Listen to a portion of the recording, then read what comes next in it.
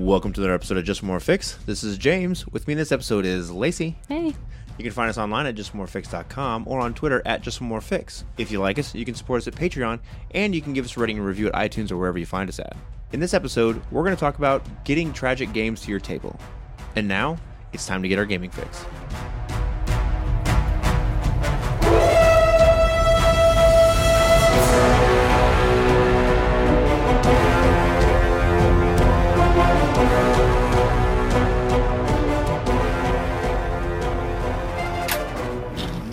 Hi, I'm Stargate Pioneer. And I'm Steven Jondrew, and we're from Better Podcasting, a proud member of the Gonna Geek Network. Just like the show you're listening to now. The opinions expressed are those of the individual host. Check out all the other podcasts at GonnaGeekNetwork.com. And get ready, because geekiness begins in 3, 2, 1. Welcome to Just One More Fix. Couple quick announcements. First off, we will be hosting another indie game day in Terre Haute in October. Not really sure on what the date is yet. That one should be announced probably next week. We'll have that date nailed down. Pumpkin Spice RPGs. Oh, woo! Yeah, no. We had a lot of fun in the last one, though. We ran Dread. Lacey ran Dread, and I ran Spirit of 77, and we had a great time doing that. It was a great transition. Yeah, emotional roller coaster of, quite literally dread and fear and death, followed by the disco ambulance of Spirit of 77. And we had a lot of fun with that, and so it was a great time. We will have another date coming to you guys soon for our next indie game day, and hope to see you guys there if you're in the Terre Haute area and you want to come try some games with us. Second thing is that our 100th episode is quickly approaching. And that's 100th regular episode, which is actually way beyond 100 if you include our reviews and actual plays and stuff. But our 100th regular episode will be coming out hopefully October 3rd, unless we have some kind of a recording issue or release issue. Yeah, and it's less than a month away. I know. We were trying to figure out some ideas for what we should do for our 100th episode, and apparently we are terrible at it. So we've got a couple ideas we're kind of rolling around, but we haven't really settled on anything. So we thought we might throw it out to you guys, to all of you out there that listen to us, and see if any of you had any cool ideas of what we might do for our 100th episode. So if you have an idea of what we should do, and it is awesome, drop us a line. You can hit us up on Facebook. I'll make a post on there about what we should do for our 100th episode. You can hit us up on Facebook or hit us up on Twitter, or you can email me, James at Just More Fix. Any of the many ways you guys can get a hold of us. Let us know what you think, if you have any cool ideas for our 100th episode. Otherwise, we don't want it to be lame. It's 100. It's important because it has numbers. I'm holding out for the 111th. It's important because it's divisible by 10. I only celebrate prime numbers. Right on. So we just mentioned our indie game days that we ran in Terre Haute, and after we got done running our games there, we had a discussion with some of the people that were there playing with us about other games to bring to the game store to try and run, and if there were things they want to try. And I always mention Bluebeards Bride because I think it's an amazing game that doesn't get enough love and attention. And I said, hey, Lacey should run Bluebeards Bride. Because he enjoys volunteering me for things. This is true. But you also do a good job of it. So it's not like I'm volunteering you for something that you suck at, you know. That would be worse. It's like, hey, come take this crocheting class that Lacey is teaching. No. She ties regular knots, not fancy ones. Barely. So some people were like, well, what is Bluebeards Bride? So we kind of walked them through the premise of the Bluebeards Bride game, and also we mentioned 10 Candles and kind of walked them through that. So for those of you that don't know, 10 Candles is a tragic horror game where you know that at the end of it, everyone is going to die. No one is going to survive. And it's more about the journey of your characters from the beginning to the end, and how they keep hope alive and what they do to help support each other. And it's a story of like human struggle and endurance and sacrifice, essentially, right? And Bluebeards Bride, you play aspects of the personality of Bluebeard, and you can check out our review. No, you don't. You're right, we don't. Not at all. You play aspects of the bride of Bluebeard. And what if we had a 10-player game and 5 of us were playing the bride and 5 of us I was were playing Bluebeard? That could be really interesting. That should be our next thing in HillCon. No, it shouldn't. The Bluebeards Bride story is basically an old fairy tale where there is a girl who marries a rich, wealthy man who has a blue beard, and he is always getting remarried. He's always marrying someone new, and She comes to his house after the marriage, and he gives her keys and says, "This is my house. You have run of the entire house except for this one room. You cannot go in this room." Eventually, curiosity gets the better of her, and she goes in there, and she finds all of the former brides strung up and murdered, essentially, right? And it's a dark fairy tale from once upon a time. And you play out the story of the bride and finding different rooms and what happened in each of the rooms. So we pitched these ideas to them, and you could very clearly tell that some people drew back from the idea. They were not interested in it, and others were. And I suppose my question that I'm kind of going to pose here is that how do you get... There are some people that are never going to want to try those games. Before you go any further, just to clarify, they didn't draw back from the idea of a horror game. True. Kind of were very upfront about what it's once you explained the full premise that they were like, oh, I don't know. Yeah, that it's going to end badly. Right. And it also bears mentioning that all three of them had just finished playing a session of Dread as well. And most of them played my Bedlam Hall game also. Yeah, yep. So they are people who, at least at some level, enjoy horror. And so some of them drew back from the idea. And I thought there are always going to be some people that want to play these sort of tragic or hopeless games with already with an ending in mind, right? Mm-hmm. And there are some people that are never going to want to try them. So that's not what I'm talking about, those edge cases. I'm talking about more the people in the middle of where most people are. And how do you get those people to the table? How do you get them to say, okay, I'll give this a try? So we have had them out. We have had several of these games at our table, and I know Kurt wasn't interested in them initially, and we sort of coerced him into trying through good old-fashioned peer pressure, right? He likes Bluebeards Bride. Yeah, just not all the time, which I agree. That's sort of how I feel. Oh no, I don't want to run it all the time. Right, it'd be terrible. He actually requested it the second time that we ran it. Yeah, the second time that I ran it. Yeah, you know what's in me at all. No, not me at all. Now I mention this because, and this is going to lead into something we were talking about kind of during the pre-show, and we'll kind of lay out that piece of it again, is I really think that Dread, so the people that we had this conversation with just came off of a Dread game, right? And Dread is sort of, in a way, a foregone conclusion game, largely, I think. Interject here if you disagree with me. I disagree with you. Okay, so the only reason I say that is because when you sit down, everyone knows that when the tower falls, you're going to die.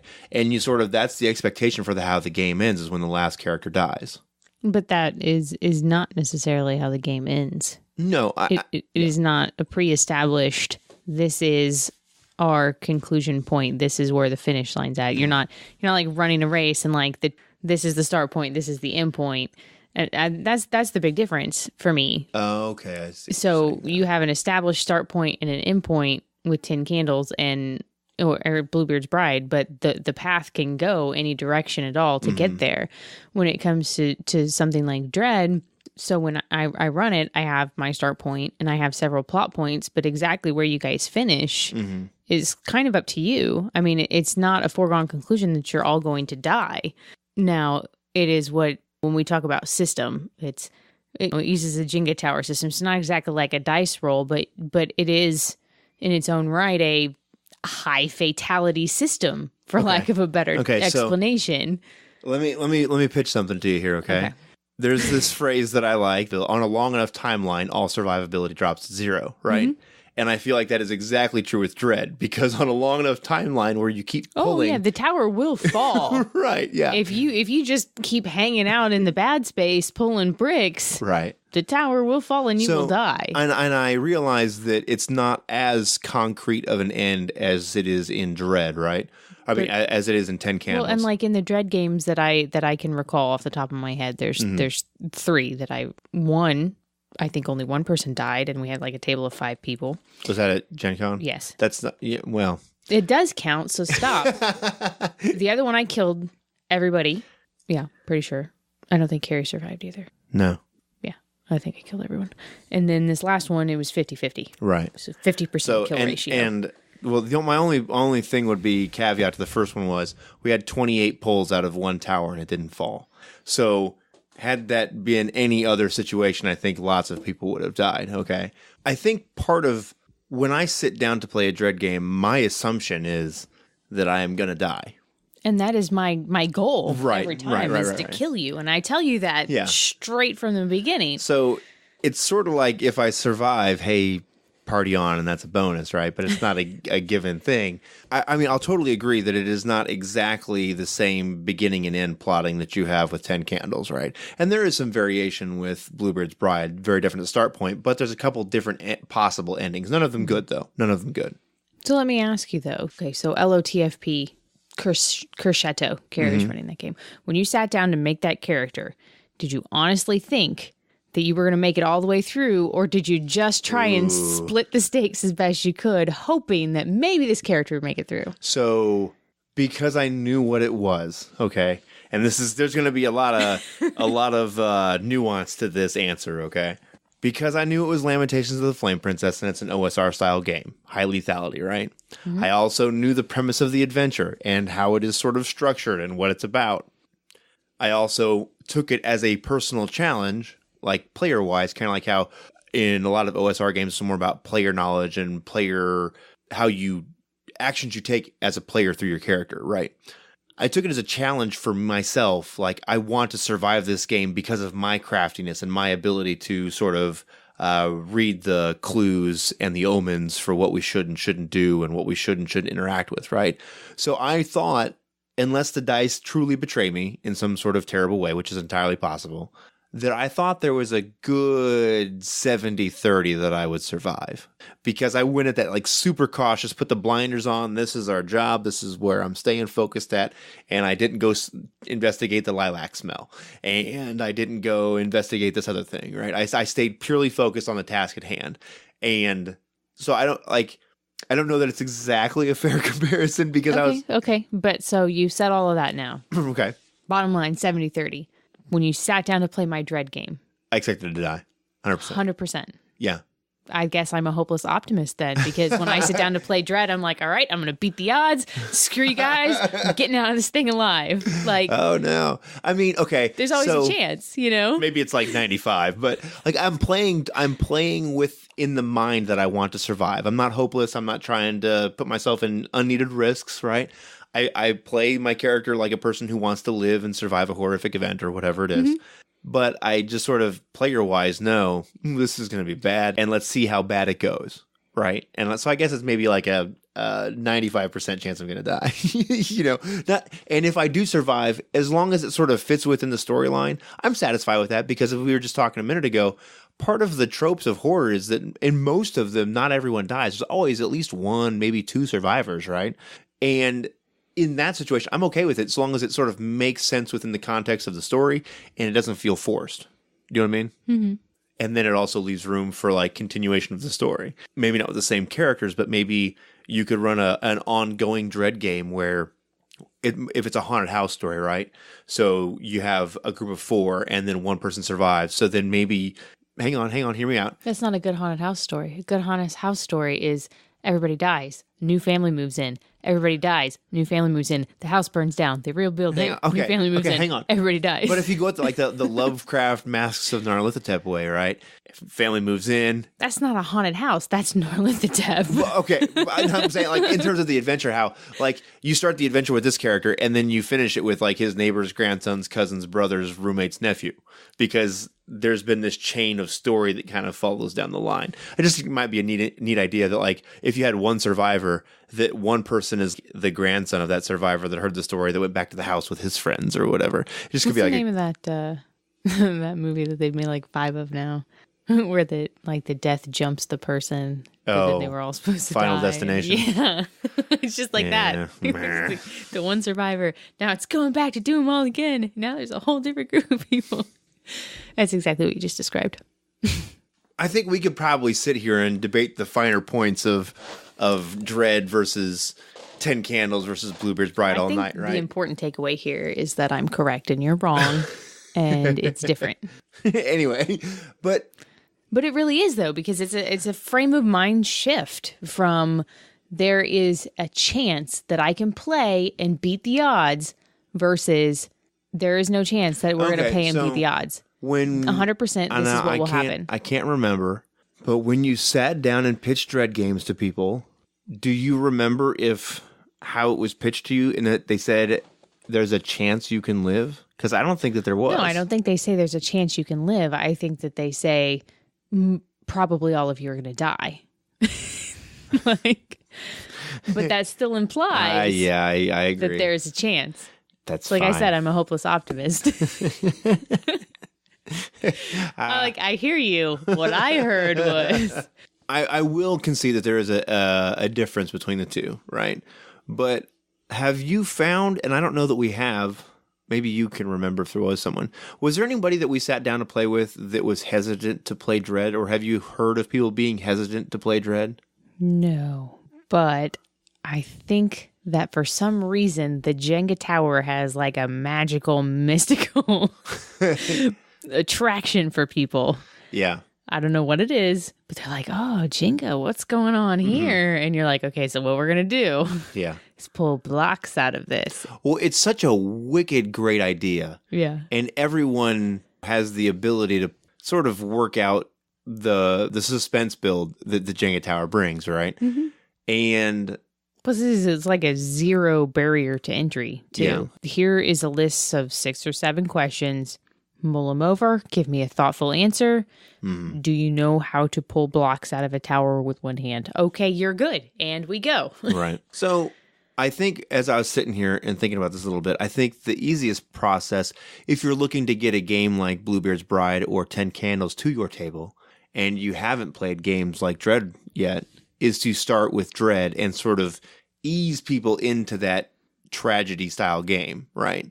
So that you've already set the tone with, we're going to play this horror game, high lethality, most everyone is going to die, right? And you've played that a couple times. And then do you think that would make the transition for people easier to play? No. Really? Why not? Because Dread is suspense horror. 10 Candles and Bluebeards Bride is tragic horror. It is an entire different flavor. Okay, that's true. It's like apple pie versus pumpkin pie. They're both good in the fall. But if you sit down for one, it doesn't mean you're going to like the other. Like, that's a weird analogy. I don't know. I really like pie. Oh, that's totally relevant, though. Or not the analogy, but the idea. No, that's not relevant at all. But they are two drastically different styles of game, I guess, because when you say horror, people don't think there's a horror breaks down in all these subgenres, but it really does, and they are very far apart. Oh yeah, and the way you feel after watching Texas Chainsaw Massacre is not the way that you feel after watching The Mist. No, definitely not. Not the same. No, I have that Mist written down as one of the movies that are great for this, but and maybe I'm just a glutton for punishment, but I like those style of movies. Maybe I don't like them all the time. I haven't watched Mist since the first time I watched it, I don't think. And that's it. You don't want to watch it again. I kind of do, but I want to watch it more for the inspiration, though, to draw from it for how they like watching it with a critical eye for how the story is built and structured and the pacing to be able to really there are not many movies with I don't know if payoff is the right word at the finish of that movie or not, but I would say it's close. What's the name of that movie? I can never think of it. It's not The Fallen. Denzel and John Goodman. The Fallen was a demon. Is it The Fallen? Yeah. Yeah. It just Fallen. That one's close. It's close. Right. Not quite as gut wrenching, but it's close. No, but it is a story where it does the bait and switch on you, where you think that initially you're listening to a survivor, which you are, but you're actually listening to the bad guy, the villain of the story. So it does that sort of interesting narrator. It's tragic. You fail at the end. You went through all that work. You tried so hard, and you failed. That is a great movie as well. Okay, so conceding the fact, I think perhaps if you don't have horror gamers at your table initially, Dread is probably a good starting point to get them into any other kind of game. But so how do you overcome the hurdle of getting into tragic gaming then? So, do you make them watch Old Yeller 15 times and then say, we're going to play this game? No. No. Why would you do that to someone? We're going to play Old Yeller the RPG. No. The way to sell it for me and the way that it was sold to me, I'm big about people running games that have an ending. That doesn't mean I want to know what it is ahead of time every time. Right. But you're not playing to find out the end of the story. You're playing to find the middle. You're playing to tell the story of how we get from the beginning to the end. And that's going to be different every time. And you're not just playing for the plot points. You're playing for character development. You're playing to see how your character changes, how you evolve.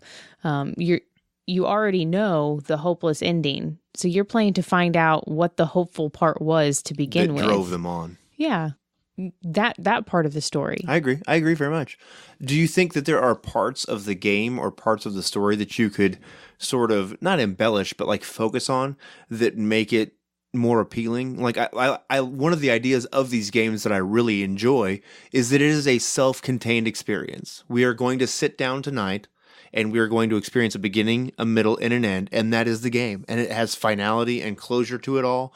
And if you're playing a tragic game and it's designed for that tragic moment and it's structured well, it builds on itself, and the game sort of plays itself in a way to where there are pieces that, like the way the recordings work in 10 Candles and the way the token of loyalty or disloyalty works in Bluebeards Bride. There are things in there that are structured to drive it towards that end. Do you know what I mean? And it sort of pushes it along in a way that doesn't always happen in other games. I would agree with that. And the other thing that is different about these games is the level of intimacy.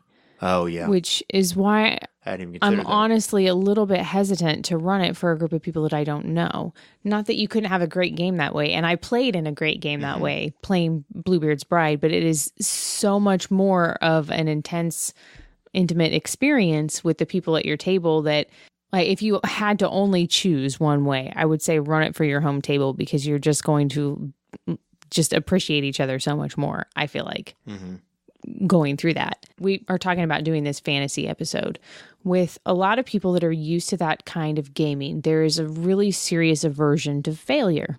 Yeah, absolutely. And we saw that like with the Twitter panic that happened when the Critical Role guy's character died. And I was like, listen, I wasn't watching this show, but this is ridiculous. I'm trying not to be really judgy about you guys right now, because I get it when a character you love dies. I've read lots of books. I've been deeply invested before, but I mean, don't we like send in a hate mail and stuff, you know? No, and at the same time, I know people do that stuff to authors too. Just so much like whatever invested in that, but...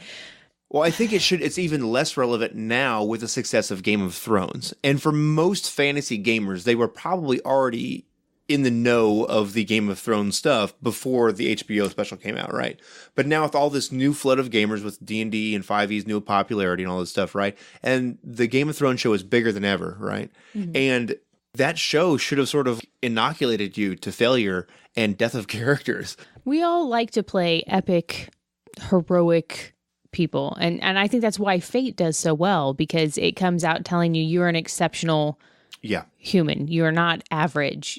Odds are when you come out to a task, you're going to succeed. And a lot of times you're going to succeed above and beyond. Right.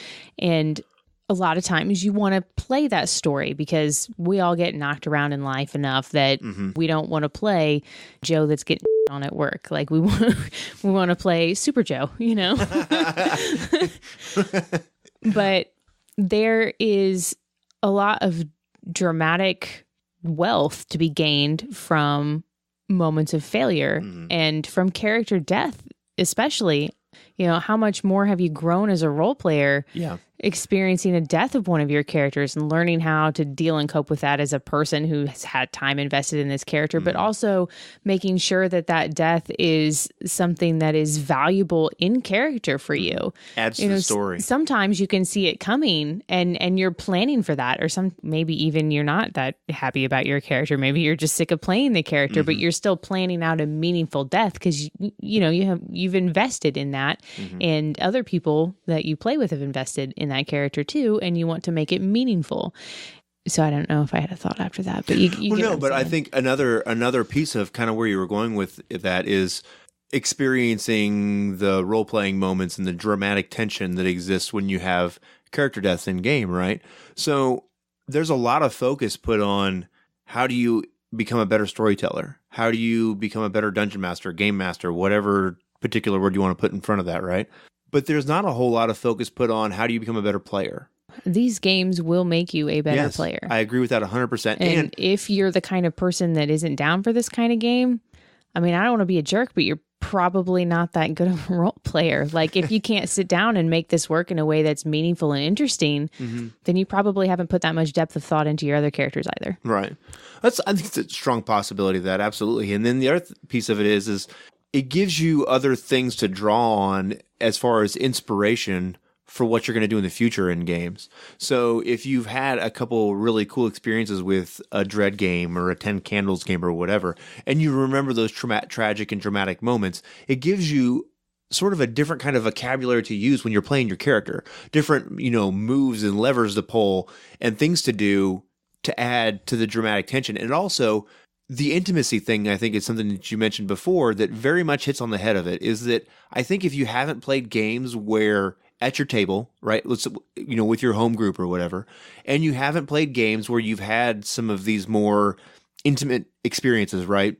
Where it's dramatic and it's tense. And I don't think I've ever had as much dramatic tension at a table as I have had in any game that we have played, as we've had with 10 Candles and we've had with Bluebeards Bride.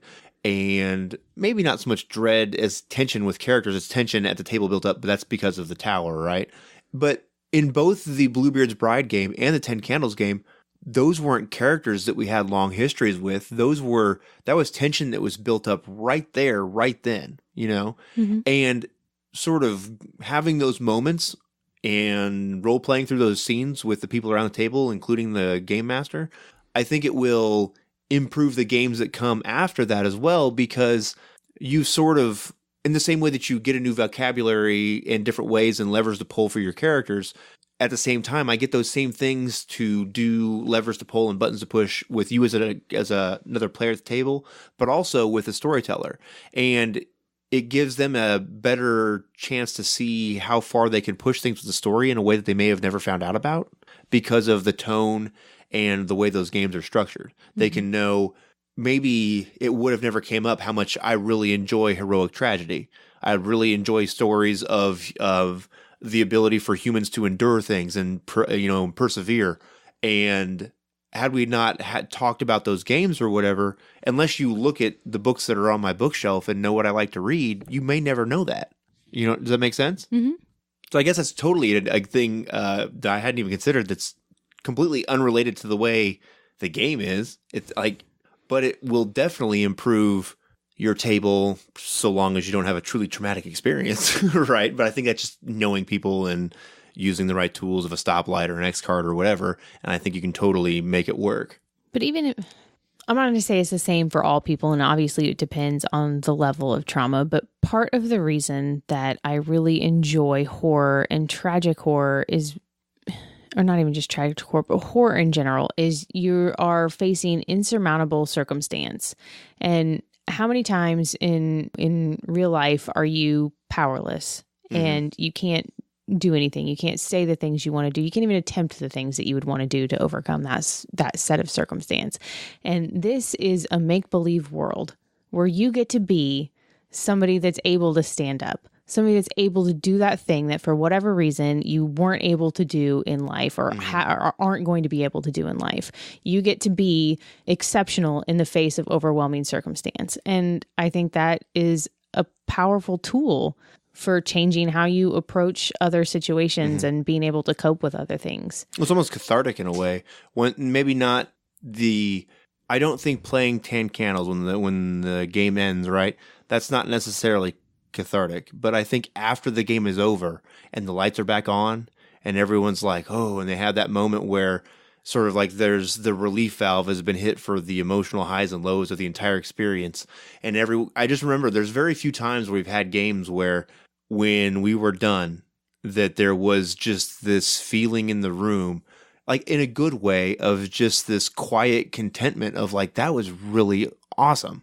Yeah. We all really did something cool here tonight. And I don't think that you get that same experience with many games at all. I think they're like in that moment, there's a certain amount of catharsis that comes from having done this story and had fun and enjoyed it and had a good time with it or whatever.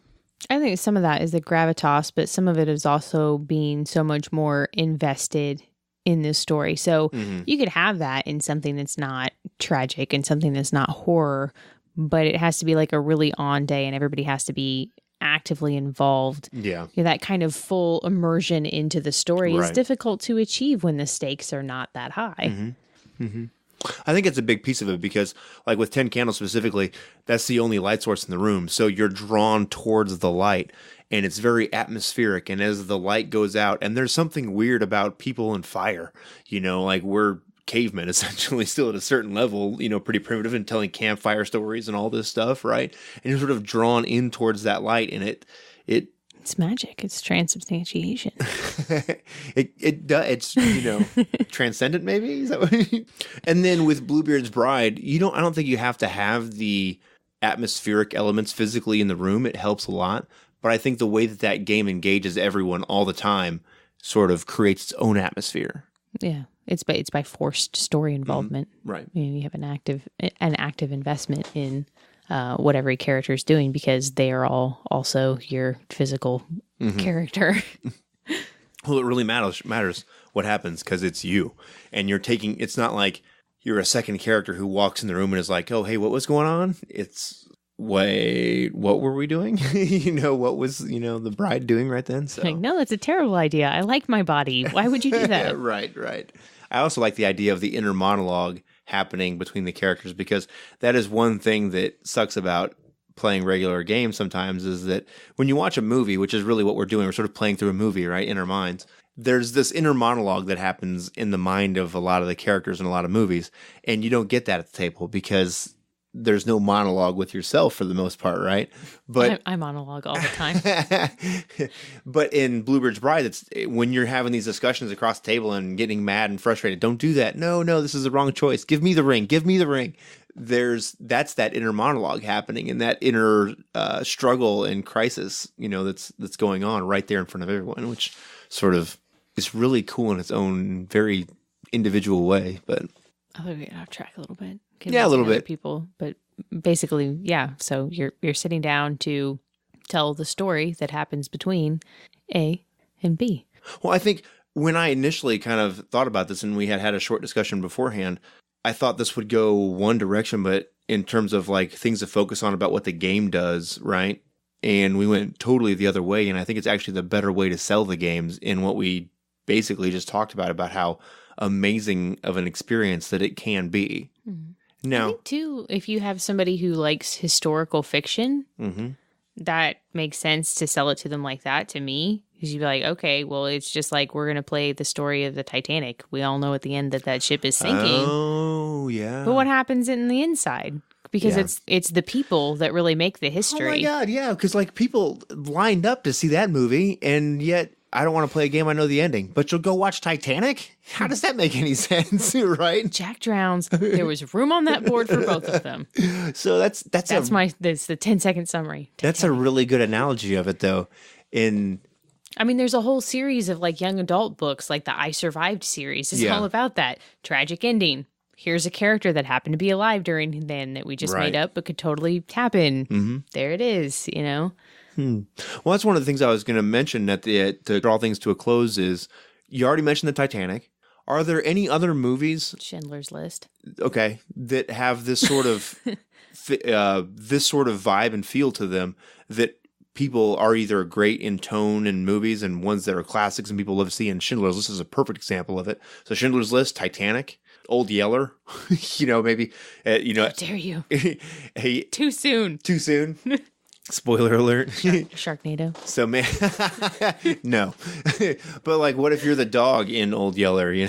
That's a pretty tragic story. Or The Mist, we mentioned a lot. Now, I don't. I'm sure there's a ton of terrible historical events that happen with movies made after them. Well, Rogue One is another example of it. Everyone knew at the end of Rogue One that all those people were going to die. Maybe not exactly how it was going to happen, but if you paid attention to the first part of the original Star Wars movie, it was a lot of men died to get us this information. Listen, I didn't know it came as a surprise to me at the end. Oh, well. I thought somebody might live. One person. All right. I was very glad that they made it a heroic tragedy and without a forced. I went into it like a Love dread story. game. I thought 5% chance somebody's going to make it out. Right. Well, Fallen, you already mentioned, kind of in a little bit different of a way. Are there any other books, though? There's lots of survival books, like Hatchet would be kind of an example of that. He lives. Yeah, he does live in that one. There's only one person that dies in that whole story. It's the pilot. Right. Well, but it is a story of I don't even think anybody knows his name. no, probably not. But it is a story of a human's ability to endure. Mm-hmm. I don't know. Any others come to mind? I'm sure there are 8 bajillion. I just, it's like when you're on the spot and I can't think of any right now. True. Because my brain is just like, eh. All right. Well, if you guys have had any really great experiences or even bad ones, and then maybe we can help you sort of navigate how to get things back on track. If you want to try 10 Candles or Bluebeards Bride again and have another go at it, maybe we can, help get you back on track with that a little bit. I really think, the stakes when you run these games are even higher than with regular games. Because you're like, well, if I finally convince everybody to play this and it sucks. And then I drop the we're ball. Never doing that sucks. again. Yeah. So if you guys have any experience out there with tragic games, either things that went well or didn't go so well, let us know, and maybe we can help bring some more tragic gaming to people, because it's really fun and really awesome, and it's a good time. We want you all to live with the same hopeless depravity that we have. So as you guys know, we are a member of the Gonna Geek Network, so a quick promo for the Starling Tribute, episode 206, season 6.5 edition. Here I go again. The Starling Tribune reporters Stargate Pioneer Michelle and Chris review The Legends of Tomorrow season 3, episode 11, Here I Go Again, and discuss some recent show news surrounding the DC Comics-based CW superhero shows. The reporters all enjoy Amy Pemberton on screen as Gideon. They want the Lost Abba Waterloo episode. They want to read Mick Rory's book, When Bebo Meets Buck, whatever that is. They talk about what's real and what's simulated. They sympathize with Agent Gary and then enjoy the time loop montage. So check them out. That's the Starling Tribune on the Gonna Geek Network. As always, thanks for hanging out with us, and hopefully we can help you guys get some more horror games to your table. Quick plug for things that are going to come here in the very near future is we are going to do, hopefully, a horror-themed October, as we love horror. And we are also going to do a series about fantasy gaming. We realize we talk a lot about horror, as I mentioned, October coming. But we also have a newfound love of fantasy gaming with Lamentations of the Flame Princess and a lot of the adventures put out by them. And we thought we might talk about some ways that we have improved our fantasy gaming and ways that we have had our inspiration refilled and in getting back to it, and how to maybe help improve some fantasy gaming at your guys' tables. So... well, I think that'll do it for us, and as always, we will see you guys next week.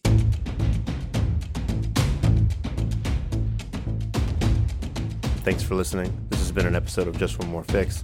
Music has been provided by Kevin MacLeod. You can find him at incompetech.com. You can support us at patreon.com/JustOneMoreFix, or follow us on Twitter at JustOneMoreFix.